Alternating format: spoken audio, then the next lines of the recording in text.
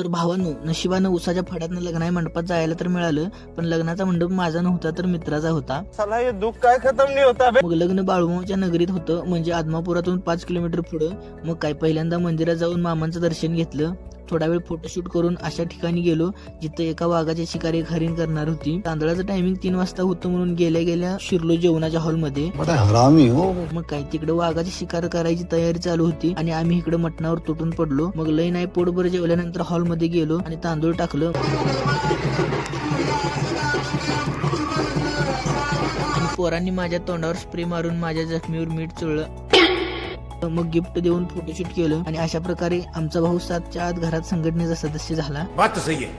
मग थोडा वेळ थांबून घरचा रस्ता धरला आणि त्याच रस्त्याला शंभू हॉटेल लागलं. आणि शंभू हॉटेल म्हटलं की गेल्याशिवाय चैनच पडत नाही.